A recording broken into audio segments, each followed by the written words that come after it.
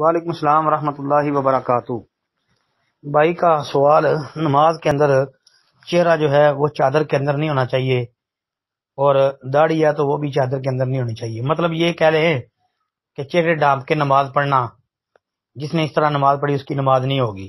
نہیں، ایسی کوئی دلیل نہیں ہے۔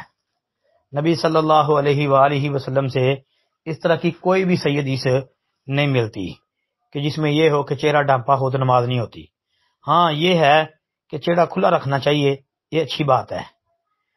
باقی کوئی بندہ اگر یہ کہتا ہے کہ جی چہرہ ڈھانپ کے نماز پڑھنا یہ خلاف سنت ہے، تو اس کی بات بالکل بے بنیاد اور غلط ہے۔ اس کے پاس پیش کرنے کے لیے کوئی بھی صحیح حدیث موجود نہیں ہے، اور جو حدیث ابو داود کے اندر آتی ہے تو وہ روایت ویسے ثابت نہیں ہے، وہ روایت صحیح نہیں ہے۔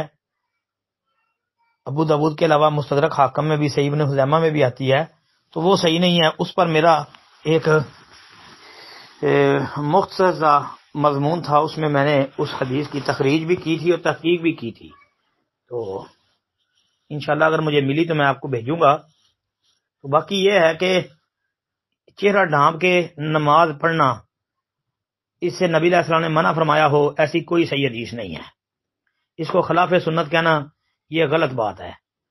یہ کہہ سکتے ہیں کہ افضل اور بہتر یہی ہے کہ چہرہ ڈھانپا نہ جائے، لیکن اگر کسی وجہ سے چہرے کو ڈھانپ لیا جائے، جس طرح کہ یہ پچھلے دنوں، آج ابھی بھی ہے لیکن اب ذرا اتنی سختی نہیں ہے، کہ کرونا کی وجہ سے مساجد کے اندر جب پہلے تو نماز پڑھنے نہیں دیتے تھے، پھر یہ ہے کہ نمازیں پڑھیں لیکن فاصلے کے ساتھ پڑھیں اور ماسک وغیرہ استعمال کریں، تو اگر ایسی صورت ہو تو پھر تو بالکل جائز اور درست ہے نا، یہ تو بالکل جائز ہے۔